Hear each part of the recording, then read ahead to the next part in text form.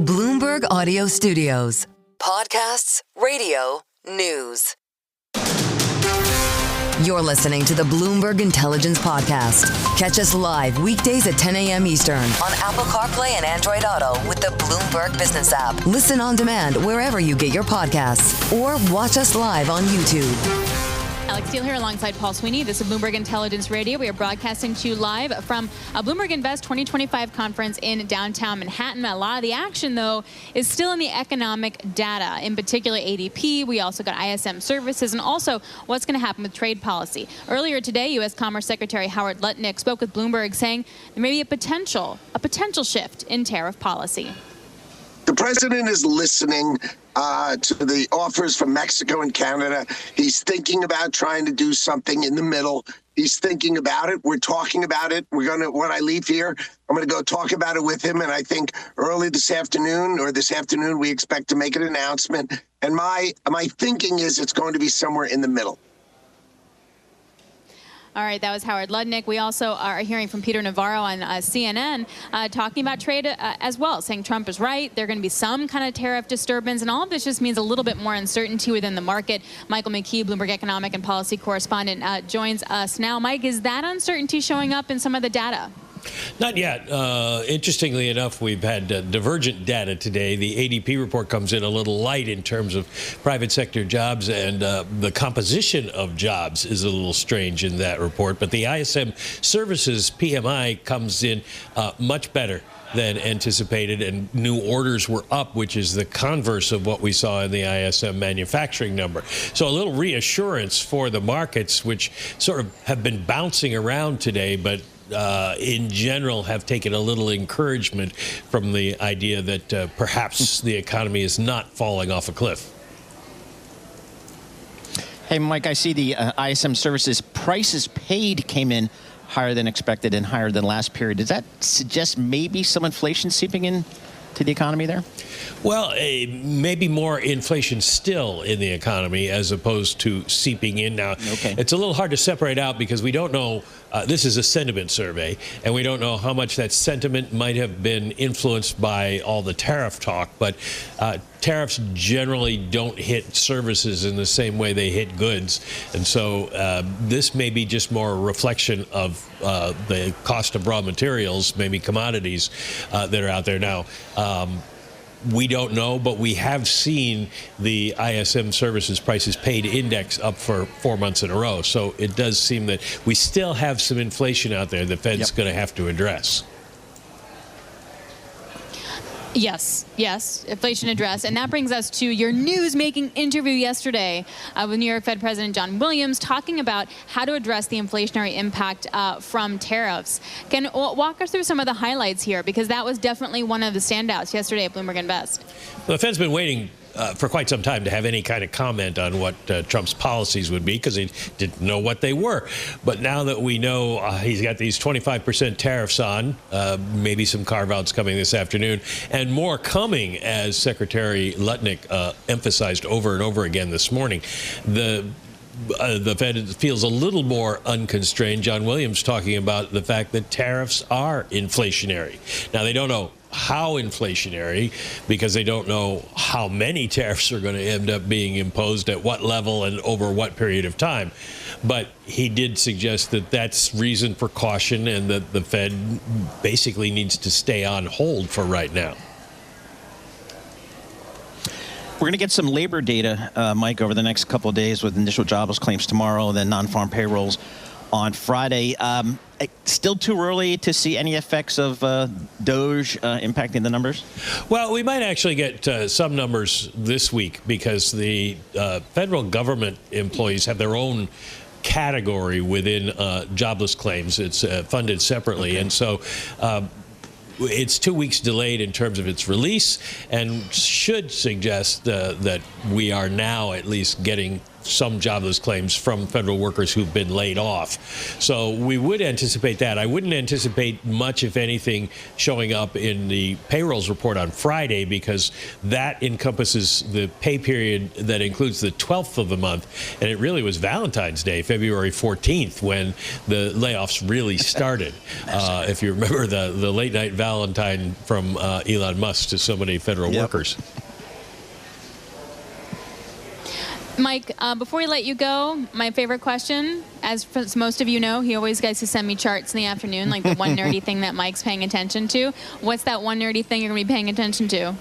Well, I'm looking at the ADP numbers, and it's unusual that we see service industry jobs much lower than the goods-producing jobs. In this case, it's the goods-producing that's very odd, because we've been talking about how manufacturing is suffering, and yet they had a big increase in jobs during the month, according to ADP, of 18,000 jobs, and construction was up by 26,000. But what have we been hearing for weeks now about how bad the weather was, and how do you have a lot of construction going on when the weather is that bad? So some unusual numbers. Also, education and health services is usually the biggest job creator, and ADP found a 28,000 job loss there. So I'm not sure about the makeup of the ADP numbers, but we'll get a better clue on Friday. All right, Mike, thanks a lot. Really appreciate it. Michael McKee, Bloomberg Economic and Policy Correspondent, joining us now, looking for his nerdy chart later on as well. You're listening to the Bloomberg Intelligence Podcast. Catch us live weekdays at 10 a.m. Eastern on Apple CarPlay and Android Auto with the Bloomberg Business app. Listen on demand wherever you get your podcasts, or watch us live on YouTube. Joining us now at the conference on site is Katie Fogertey, Chief Financial Officer of Shake Shack. Katie, thanks so much for joining us here. Love to get a sense of, everybody's talking about tariffs and what it might do to economic growth, what it might do to the consumer. Who is the consumer at Shake Shack, and what is that consumer telling you these days? Great. So, who we think of as our consumer, we have, went out there and we have this amazing real estate strategy. And what we've done is we've put these great community gathering places in a lot of these, great communities. And where we have attracted is just really kind of more of a, I would say, a more a middle income to higher income guest. And we've seen that guest be able to weather a lot more of the economic headwinds than other, than the low income consumer has been facing. And, what we continue to see is by leaning into our strength, which is delivering a fine casual experience. So we think about kind of bringing all those great guts of fine dining, elevated food, premium ingredients, doing the things that, other, fast casual and QSR just are not willing to do, putting that in an amazing hospitable environment and getting great guest service. That together has been a winning formula to help us outpunch what has been, some consumer headwinds that has been facing the industry. And we are going to continue to lean into that. It's helping us to differentiate and kind of pull apart from the pack. And it's been our strength. Where are our samples? I know. I mean, what is this about? Who doesn't want a burger at 10 a.m. on a Wednesday? We're getting close to open. So. Okay. So who are your competitors then? Yeah. So if you're a middle and high-end consumer, who would you say is a competitor? Yeah, I mean, we sell burgers, shakes, fries. I think the best chicken sandwich out there in the business. We view our competitors as being, anybody who, you might consider having lunch at or dinner at. So that is a pretty wide array, and it also can be, food at home. I mean, that can also be, an area where you would have some share of stomach. So, for the vast amount of, of our restaurants out there, we are competing with a lot of people. Now, we are differentiated, and we are kind of in that category of one in the fine casual sector. But at the same time, we know that, people have lots of different options where they can go out to eat. Katie, there's a lot of concern out there about inflation. If inflation were to come into your business, where would you see it, and how do you plan for that? So we actually have been navigating through inflationary pressures for a number of years here, and doing so quite successfully. I'll say, we've had wage inflationary pressures. In COVID, it was actually very hard to get restaurant talent in our restaurants to staff and to deliver our food. It was not a desirable job at the time, and we raised wages and had a very competitive and compelling opportunity for our team members. We also introduced tips as a way to compensate our team members as well and give them added benefit. And then last year with California Fast Food Wage Act, we faced through that as well. We've also had on the food side, inflationary pressures that we've been navigating for a number of years as well. But through all of this, through leaning in on our strength, which is, again, delivering that elevated, experience to guests, giving them that, $25, black truffle burger that we are actually selling for $10 and giving them that great value on that side, we've been able to both grow sales and grow margins at a faster pace. Just even last year, we expanded our margins in the fourth quarter by 300 basis points.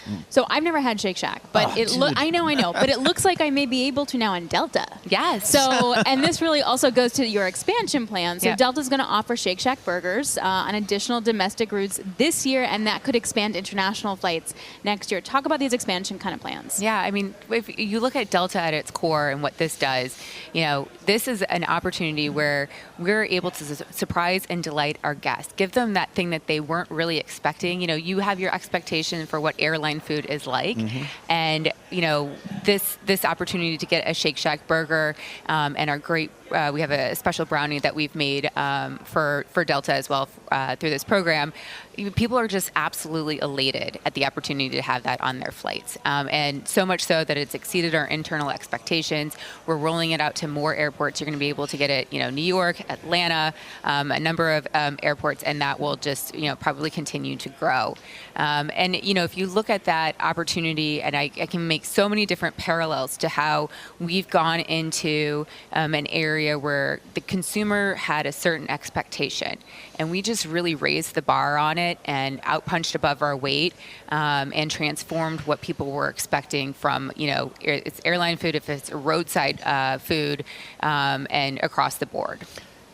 Katie, in terms of growth, how many locations do you have today, and what's your outlook for the next year or two? Yeah, we have, across both our company-operated and our licensed business, we're, about 550, 570 locations, but we are growing very fast. We're going to add another 45 domestic company-operated Shacks this year, and we're going to open about 35 to 40 licensed Shacks as well. Those licensed Shacks are ones that we operate, that our partners operate. We have locations in the U.S., but most of that is kind of outside of the U.S. in Asia, and we have U.K., the Middle East, Mexico, and most recently we opened up in Canada. Well, great stuff. We really appreciate it. We know you got to run, Katie. Thank you very much. Next time snacks. Katie Fogertey, Chief Financial Officer at Shake Shack. You're listening to the Bloomberg Intelligence Podcast. Catch us live weekdays at 10 a.m. Eastern on Apple CarPlay and Android Auto with the Bloomberg Business app. Listen on demand wherever you get your podcasts or watch us live on YouTube. Alix Steele, Paul Sweeney, live here in our Bloomberg Invest conference at Brookfield Place in Lower Manhattan. Lots of great guests we're just grabbing. As soon as they get off the stage, we grab them and put them in the hot seat. One of them is Chris Heisey, Chief Investment Officer at Bank of America Private Bank and Merrill. I love that branding right there. Somebody thought of that. You paid that for that.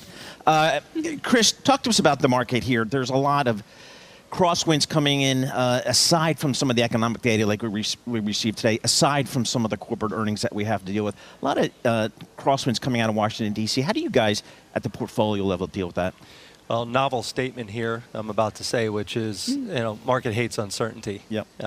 We've seen it. There's a lot of uncertainty. It's across the board. It's geopolitical risk. It's policy in general. It's now starting to seep into the level of growth. You saw a little bit of soft patch data. We believe it's a little exaggerated, frankly, because a lot of it was weather-induced. I know it sounds like an excuse, but it's particularly true in the Northeast. Yep. But when you're putting all of this together, one thing that hasn't changed is the fact that corporate earnings are still going to be very attractive and above average, frankly. You could see double digits. Some of Wall Street has been bringing them down, but that's pretty natural. So overall, we're in a volatility pothole, which is forcing some repricing.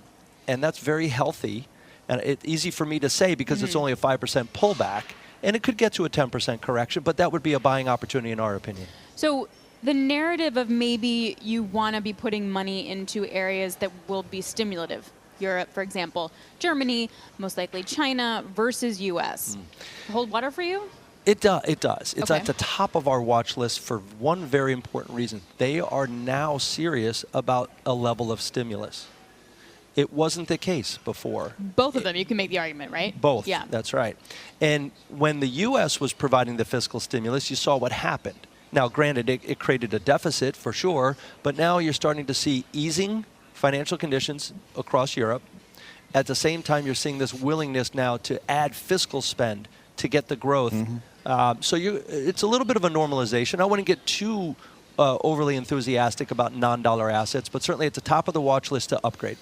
Just breaking across the Bloomberg terminal right now, red headline, Canada won't end tariffs unless all U.S. tariffs lifted. That is according to an official. So again, the news keeps flowing here. So as we think about the U.S. equity markets, one of the risks that gets called out quite frequently, Chris, is just this concentration risk. It's just too over-concentrated in some of these big cap names. As you talk to your portfolio managers, how do they deal with that? Most portfolio managers cannot own up to the level of what the index is in any one name. So when people say portfolio managers are underperforming or active managers are underperforming, well, they can't participate at the level that the index can. Now, we're now switching into a marketplace that's rotating, rebalancing. I like to use the word rebalancing because the rotation would make you think that it's going to happen with a snap of a chalk line. It's from here to there. It also implies that you'd be like selling tech and buying Europe. Like it's a one-for-one. Exactly. And I think it's just really portfolio construction. To your point about what do you do with it, I think you have to look for three things that have been driving markets, and it's now switching to other parts. It's earnings momentum, price momentum, and news momentum. Those three things hit together. Where are they hitting? Some defensives and, frankly, some cyclicals. And away from the big leaders. I wouldn't be short the big leaders, though. So if you're not short the big leaders, how do you protect yourself from all the noise? Very hard to do. But you have to take emotion out. You have to be disciplined. How do you be disciplined? You have to have a process. You have to have cash ready to reinvest and stick to your goals. I know that sounds very simple and elementary, but it's the only way to create a framework that takes the emotion out. Granted, we just wrote a report recently. It talks about focus on the trend lines, not the headlines. Hard to do. So to a certain degree, trust your instincts about your goals and objectives and be diversified. And it just doesn't always mean 60-40. It's whatever that appropriate mix is for you. What are we doing in the fixed income world here, Chris? We've got yields coming down, actually. Yeah, for a few people that have been around the block a little bit, we're back to the 1990s again. Okay. And you're talking about 4 to 5% yields, which are attractive for savers and fixed income investors. So there's a reason why fixed income is called fixed income.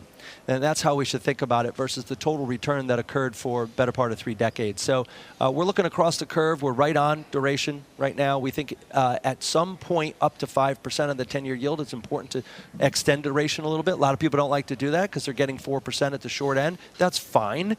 At the end of the day, I would say in terms of segments within fixed income real quickly, we want to be neutral across the board. There's not a unit of risk out there that's going to give you extra return that is more attractive than any of the space. What about corporate credit, for example? Because we finally started to see a little bit of a widening in the investment grade market. In addition to international equities being at the top of the watch list, it's also corporate credit. They're at spreads now. They're a little bit more attractive, both high yield and investment grade, and I would consider that an upgrade potential. So one of the topics we hear a lot about at this conference and a lot of conferences over the last couple of years is alternative investments, not just private credit, private equity and hedge funds, but also private credit. Yeah. How do you and your private clients at B of A Merrill, how do you guys think about that? Well, we think of it as an alternative piece of credit, right? And at the same time, right now, where it is in the cycle, stay high quality. Don't reach for the lower quality end of private credit right now, even though you're going to get a little bit of pickup in yield. You can do that in the normal high yield market. We don't see any big default cycle coming. We're kind of through the hornet's nest of that recycle of going from 0% interest rates sharply up to 5%. So we look at private credit as an alternative source of credit as a part of a build out of a portfolio on the private side. Okay, so if we were looking at the 60-40, or like just don't think of it like that, is it what percent is equities, what is fixed income, and in fixed income, what would be your traditional stuff versus the private credit? So you start with the role it's going to play. Okay. If you're looking for it to be in a yield or a yield-enhancing strategy for you, that comes from fixed income. If you're going to pick up a little bit of the equity, which some parts of private credit can do, then it's a little bit of a combination of both. We don't have any one particular allocation to private credit. It kind of depends on the individual. But at the end of the day, I think you're going to consistently see this. It's gone from an asset class that basically had nothing in it to $2 trillion. Ultimately, they're probably increasing that over the course of the next decade for sure. So we're going to constantly be adding to it. We talked a little bit about Europe earlier. There's actually been some pretty good performance out of Europe in this first quarter vis-a-vis the U.S., and that has not been the case for a long time. Does that change your allocation? I mean, do you risk kind of chasing this performance? The U.S. reached 70% of the world market cap. Extraordinary. I remember in the 1990s, it barely broke the 52% level, and everybody got excited. Now you're talking 70%, and it makes sense for everything that's going on in the last 20-plus years. We think it's a little excessive. We don't believe that America dominance from an equity market standpoint is over, but we think people should reassess their allocation overseas and not. And overseas investing, typically the window opens and it closes. And usually it closes because they can't compete on growth, they can't compete on yields, and ultimately the dollar doesn't stay weak. It ultimately strengthens again. You're starting to see winds of change there. So this is a great time to reassess and put that at the top of your watch list for a potential upgrade. And I'm assuming you're talking about the fiscal break kind of coming off the boil in Germany. So like this time it maybe actually is different. It seems famous last words, right? It seems like that. And there's a lot of investors who think the international markets didn't participate in that narrow leadership. They did. A lot of the companies that led the market, even now in this year, particularly in Europe, they get most of their revenues outside of Europe. They just happen to be domiciled there. But you're going to pick up value. And it doesn't mean you go from growth to value. You have a broad mix of both. How about back here in the U.S. valuation? What's the valuation call here? Earnings have been good, but are they good enough? This is where it gets interesting, right? The whole second derivative argument is slowing down, and the first mover, when the second derivative is going up, higher velocity, get higher earnings growth, you start early, you benefit from that. Now you start to see a little cresting of that second derivative. You're slowing down, but earnings growth should still be okay. Our view is pretty simple. Valuation, if billions of investors feel comfortable paying 20 times forward earnings, who are we to argue with that? Until something changes. What's that something? We have to see earnings growth fade and ultimately go down to almost 0, 3, 2%, keeping with inflation. We don't see that. So we are comfortable with valuation right now. We understand it's at premium, but our last point on this is pretty simple. If the leaders have been, and the leaders of tomorrow are going to consistently be asset light, they have high cash rich, they have good balance sheets, they have low fixed labor, why shouldn't they have premium valuations? And that's how we see the market moving in the next 10 years. It's going to become increasingly asset light, which keeps valuations a little higher than what we've come to know in the last 30, 40 years. Before we let you go, thoughts and comments on a potential recession in the U.S. What are you guys modeling right now? Very low level. Okay. Obviously, if tariffs stay and they stick and they're across the board and ultimately it becomes a tax on growth, we would have to reset. And stay and stick means like forever tariffs. Forever tariffs, at least, or if they just stay and stick through the year and into next year, it could harm growth pretty aggressively. So we'll be watching that closely, but we have a very low probability on any recession risk in the foreseeable future.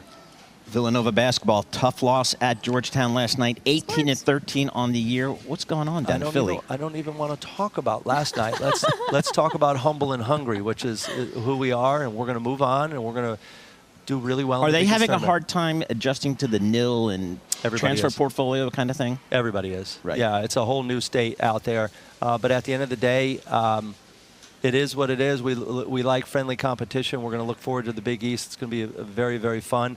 And Big East is back. Big East is back. Rick Pitino's back. See, I snuck in a little. The Villanova people, they're very passionate about their hoops. Hey, man, I support sports. I support you supporting sports. My father was all set to go to Villanova. Yes. And then the Japanese bombed Pearl Harbor. Oh, changing plans for him and like a lot of people. So soft spot in the heart for fair enough. Fair enough. Chris Heisey, thanks so much for joining us. Chris Heisey, Chief Investment Officer, Bank of America Private Bank and Merrill, here at our Bloomberg Invest conference. lot of smart people running around here. Yeah, it's really great, actually. I mean, all these people that you see through the screens, and now they're real, and you're talking, and you get lots of time to chat. You're listening to the Bloomberg Intelligence Podcast. Catch us live weekdays at 10 a.m. Eastern on Apple CarPlay and Android Auto with the Bloomberg Business app. Listen on demand wherever you get your podcasts or watch us live on YouTube. Alix Steele alongside Paul Sweeney. This is Bloomberg Intelligence Radio. We are broadcasting to you live from Bloomberg Invest conference in downtown Manhattan. We talk to all the top names in business, really. Asset managers, private credit, private equity, even pension funds. And for that, we are joined now by Yup Kim, a Chief Investment Officer at Texas Municipal Retirement System, managing $40+ billion in pension fund today. You have a long history in funds, right? You previously ran private equity over at CalPERS. You also were senior portfolio manager at the Alaska Permanent Fund Corporation. So you've been through this for a long time. What is the best allocation that you can think of right now in this very strange, difficult environment? Yeah, it's, I think on a very holistic basis, we are long-term investors. And so our long-term strategy remains unchanged. It's really predicated upon 3 pillars. Number 1, attract, hire, and retain the best talent possible, and also attract and partner with the world-class investment managers around the globe. Secondly, it's really about taking a low-cost public markets, benchmark-aligned approach to investing. I do think we all recognize going forward there are more alpha opportunities, and beta might be, there might be some headwinds to beta going forward. So I do think increasing the share of active management in public markets will be a critical approach. And lastly, really endeavoring to generate a lot of the outperformance going forward in private markets will be absolutely critical. And so I do think kind of with the confluence of a lot of market volatility, it's easy to be swayed left and right. But I do think kind of sticking to your core long-term strategy is very important in this environment. How does an asset allocation work for you guys down in Austin? Stocks, bonds, alternatives. What role do alternatives play? Absolutely. Look, I think when you think about alternatives, the delta between a median manager and a top 5 percentile manager in alternatives and privates can be upwards of 1,500 to 1,800 basis points. That equivalent number in public markets is 250 to 300 basis points. And so you are really compensated for good manager selection, but also good deal selection. And so I do think there's still, when you think about the next 10 years, there's a lot of equity value creation that will occur in the private markets. And so it really, kind of provides that long-term, kind of alpha engine to the overall portfolio. I mean, it's no surprise that you did private equity in your last job, and then now you're taking over the Texas Pension Fund. Correct. How well funded are pensions right now? Yes, and so pension funds are definitely better funded, kind of really on the backs of 2 incredible years in the equity public markets, and I do think public pensions typically have higher allocations to public equities, and so that's certainly helped. At Texas, we're above 90% funded, and so and just given that we serve cities that are growing, our net cash outflow for the past 2 years has been less than 1%, and so that really empowers us to harvest, the illiquidity premia of our private markets book, but also really helps us risk manage on the liquidity side. How do you feel about just the opportunities today? Where do you guys see the best opportunities? Sure. I think maybe 3 things I'll share there is, number 1, the core building blocks on why people were excited about this U.S. exceptionalism, the core building blocks have not changed, right? When I talk to my peers in Asia and Europe and the Middle East, the U.S. continues to be the top destination, for their investment capital. You have the top academic institutions, in the United States, presumably, with the greatest founders, the most tenured management teams. You have access to cheap energy.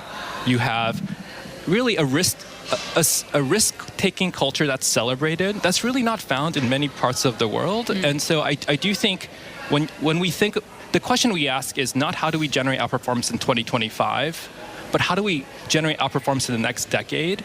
And we do view the U.S. to continue to take an asymmetric share of that equity, value creation in our total portfolio.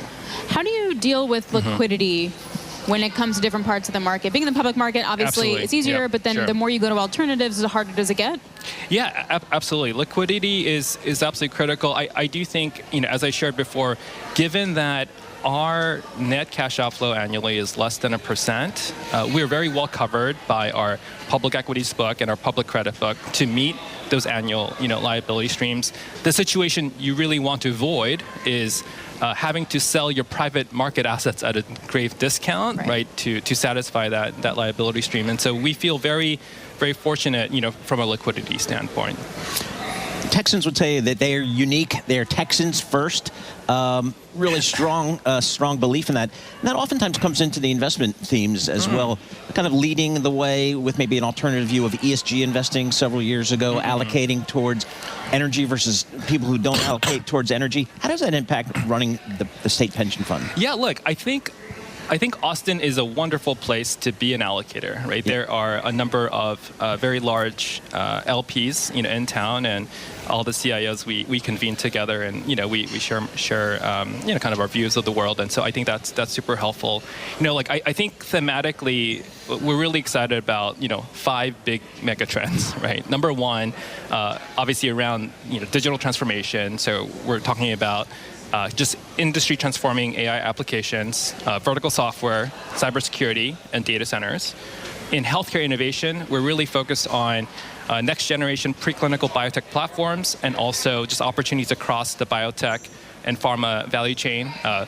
On industrial resilience, really around robotics, AI, and also aerospace and defense. And then kind of the last 2 areas is really around energy modernization and financial empowerment. So opportunities in fintech and also asset-light insurance brokerage. And so like, I do think the next 15 years will look very different from the last 15. And so really digging deep on these mega trends and understanding how the world is moving, how these industries are transforming will be critical to long-term outperformance. Here's an entirely unfair question you have to answer now in 30 seconds. Okay. Do you think the U.S. should have a sovereign wealth fund? I do think that I do think we have the best investment talent in the world residing here in the United States. I do think, a lot of our federal sources of capital has not been compounding at endowment or pension-like returns, and so I think there is great opportunity to bring the best of America's investment management and apply it to, different forms of federal funds. All right, great stuff. I really appreciate it. They're getting some thoughts on these markets. Yep, Kim, Chief Investment Officer, Texas Municipal Retirement System, based in Austin, Texas. You're listening to the Bloomberg Intelligence Podcast. Catch us live weekdays at 10 a.m. Eastern on Apple CarPlay and Android Auto with the Bloomberg Business app. Listen on demand wherever you get your podcasts or watch us live on YouTube. Alix Steele here alongside Paul Sweeney at the Bloomberg Invest Conference 2025 downtown in Lower Manhattan. Now, obviously, when you get together wealth managers, private equity, bankers, private credit guys, they're all talking about alternative assets. But what if you've already been in that space for decades? What do you do there? Well, joining us now is Purnima Puri. She's governing partner and portfolio manager for public credit at HPS Investment Partners, which was founded back in 2007 to focus on credit and, guess what, longer dated, less liquid investment opportunities, which it feels like that's the world that everyone's chasing right now. You guys ended 2024 with $149 billion in assets under management. Where are your biggest opportunities? Yeah, so when we started the business, the regulatory environment changed pretty quickly thereafter, and it really gave us the opportunity to get involved in the private credit business. And at the time, private credit was more levered companies in the high yield market or a substitute for broadly syndicated loans. Like I can't get funding from my regular bank, so I got to go to you and pay up. And there were moments of dislocation in the marketplace, and so the banks might not have been there at that moment in time. Regulatory environment changed, and that opened up the sort of, I'd say that opened up the marketplace for people to be an alternate provider of capital to companies that needed it at different moments in time. And so what we used to be, was when the capital markets were shifting, it actually transitioned a lot. Like our business, for example, we invest not just in sponsor deals. We provide capital to owners as well on a regular basis. So over time, the market's evolved a lot. I would say the market is really bifurcated. There's a whole host of folks in private credit. You said it yourself, there's been a ton of funds that have been raised. We tend to traffic in, I would say, number one, bigger businesses. Number two, we tend to provide larger sources of capital. Three, we have flexible capital in terms of top and bottom of the structure. So we are able to sort of think about where a solution might make sense for a company. So that competitive landscape, I think, is a little bit smaller in terms of the folks that are trafficking there. The other thing I would say is private credit's expanding dramatically now because you're seeing it with, I think Joe Bay was just speaking, private IG, that's a whole nother sector that there's a whole need of financing for all these mega trends that are happening in the U.S. So that could be infrastructure, that can be AI, that can be energy transition. And that opportunity set is sort of ripe for folks like ourselves and others to take advantage of. What's a typical deal size for you guys, and how has that changed over the years? Well, it's changed a lot because the market's changed a lot. So several years ago, you did not have a lot of private credit tranches that were, call it much greater than $300 million in size. There are many now. I'll give you an example. In the marketplace today, there are 3 deals I can think of that are refinancing in the broadly syndicated loan private credit. One of them is a $4 to $5 billion deal size. That's one tranche. Yep. Another is, $3 billion on the first lien, $900 million second lien. That's a tranche, and another is $2.5 billion. So, now you're starting to see $1 billion deals. Wow. You don't have tons of people that can traffic in $2.5 billion deal sizes, but there's guys out there that can. We think there's 5 or 6 people who do that on a regular basis every single day. But that's a smaller pool of competition, I think. Are you seeing the distressed market grow, pick up? Is it the catastrophe we all thought it was going to be 5 years ago, or no?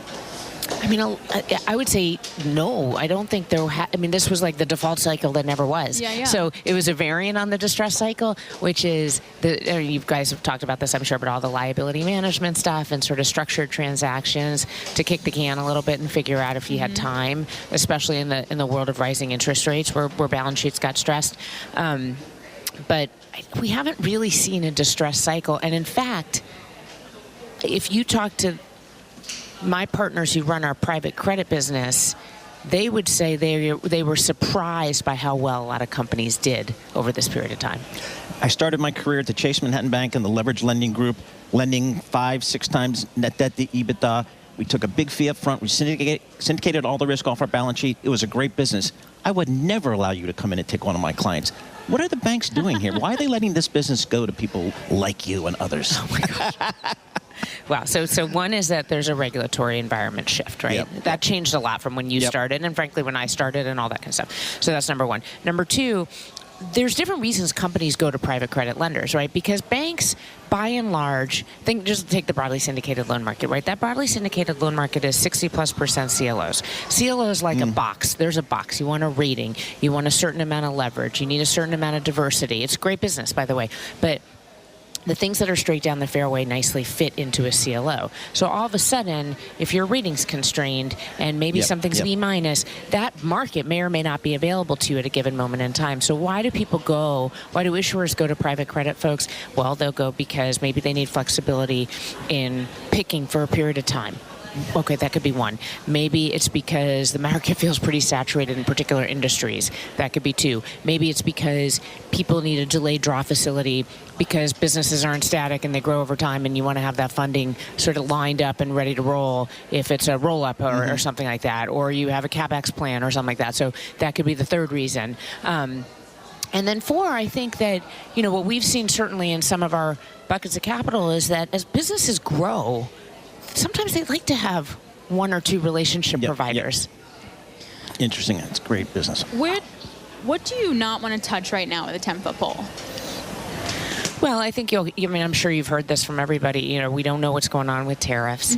And tariffs have both short-term implications and longer-term implications. The longer-term implications are trickier to underwrite because trade wars are very difficult to underwrite, and that coupled with the other sort of things as part of the puzzle, immigration, slower growth, et cetera, it will affect everyone's portfolio, everybody's portfolio, every company.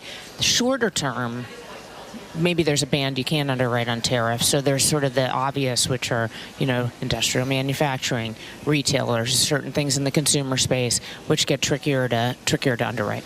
But just real quickly, 30 seconds, your market is open today. There's 3 deals in the market. The broadly syndicated liquid loan market is open, yes. There's been $160 billion of CLO growth demand, and the market since 2021, the levered loan market has changed by $50 billion. Wow. There's a lot of people who want paper. Yep. There you go. There you All go. right, really great to get your perspective. Purnima Puri joining us from HPS Investment Partners, also fellow Northwestern grad. And now you're rubbing off on me. They are I good. also know They are into good. Northwestern. It was really cold. It's very cold. It was but very it's supposed cold. to be. It's Chicago. Yeah, but it's because you're not you don't have big towers because you're kind of a lot out of wind. Chicago. A lot of so wind. all you have Well, you is got the that lake, wind. though. Yes, and it's cold. Yeah. All right. Yeah, I went to Virginia and North Carolina. I'm not So dealing many with that stuff. layers. All right, thank you very much. We really appreciate it. It was great to talk to you. You're listening to the Bloomberg Intelligence Podcast. Catch us live weekdays at 10 a.m. Eastern on Apple CarPlay and Android Auto with the Bloomberg Business app. Listen on demand wherever you get your podcasts or watch us live on YouTube. Let's get to our next guest, Stephen Meyer, New York City Retirement Systems Asset Management CIO, and he's Deputy Comptroller for the city. Steve, thanks so much for joining us here. I know you just jumped off a panel. We appreciate it. How are you guys navigating the last 6, 7, 8 weeks with all the cross-current of news coming out? How does that impact the way you manage your pension? Well, it's certainly been interesting. What we try to do, though, is adhere to a long-term strategic plan. So for us, a lot of this is noise in terms of what's going on in the change of policy in Washington. So we're really trying to stick to our North Star, which is our strategic asset allocation. Again, we have multi-generational liabilities that we're trying to satisfy. So, again, a long-term investment horizon and a long-term discipline. Now, having said that, our trustees and our beneficiaries and our participants do call. We have the privilege of servicing 800,000 public workers here in the city of New York. So they're concerned. So we need to stay on top of it in terms of just increasing the information flow of how our assets are diversified and they continue to perform as expected. So how are they? 40-60 or 60-40, maybe a thing of the past. There's different mix in there, especially when it comes to alternative assets. What's the best mix? We're about 35% in alternative assets at this point. Wow, that's a lot. Yeah. And that includes private equity, infrastructure, private credit, some small exposure to hedge funds and real estate. Of this other 65%, we're about almost 40% of that is in equity, dominated by U.S. equity, about 85% U.S., large cap in particular, and then an allocation to developed market ex-U.S. and emerging markets. So we're balanced. We're balanced from a private perspective. We're balanced from a public perspective. And again, I think that's going to benefit us over time with the increase in volatility. Have you changed your views on the economy, either the U.S. economy or global economy, given some of these trade tensions that are coming into the marketplace? Well, we're concerned about inflation, and we do think we have some natural hedges of against inflation in our portfolio in terms of our real asset allocation, real estate, infrastructure. I think our public equities will actually perform well over time in a higher inflationary environment. So we're not necessarily overly concerned. We did expect to see some uplift in inflation expectations, given concerns about the imposition of tariffs, the mass deportations that were talked about anyway in terms of potentially impacting the price of labor. So again, haven't really changed what we're doing or how we're doing it, but we're certainly mindful and we continue to monitor the situations. We do have a headline crossing right now. The U.S. is now weighing a 1-month delay of Canada and Mexico tariffs on autos. So looking for those exemptions, those little carve-outs. Potentially we could hear more about that from the White House later on this afternoon. Before we let you go, you mentioned 35% in alternatives. Seems like a lot. Is there a liquidity issue there? Not really. Compared to some of our peers, and I know other institutional investors, we're just under $300 billion in assets. So I understand that there are other managers out there that have 40, 45, 50% allocation to alternatives. We have ample liquidity through the 65% in public markets. Again, we're disciplined in terms of putting money to work over time. We're benefiting from vintage year diversification. We've actually been putting more money to work in private assets over the last 2 years with a change of our strategic asset allocation, which has been beneficial as others have pulled away from the markets. We've been actually putting money to work, getting better economics, better access to the top managers, co-investment as well to average down the fees and expense. All right, Steve, thank you so much for joining us. Really appreciate it. Steve Meyer, New York City Retirement System Asset Management CIO and Deputy Comptroller for the great city of New York. That does it for us here at Bloomberg Invest 2025 here at the Convene Conference Center down here in the World Financial Center. It's been a great couple of days. Some great guests. Yeah, amazing guests. Yep. And it's great to get all different perspectives, right? Like, that's how you make a market at the end of the day. This is the Bloomberg Intelligence Podcast, available on Apple, Spotify, and anywhere else you get your podcasts. Listen live each weekday, 10 a.m. to noon Eastern on Bloomberg.com, the iHeartRadio app, TuneIn, and the Bloomberg Business app. You can also watch us live every weekday on YouTube and always on the Bloomberg Terminal.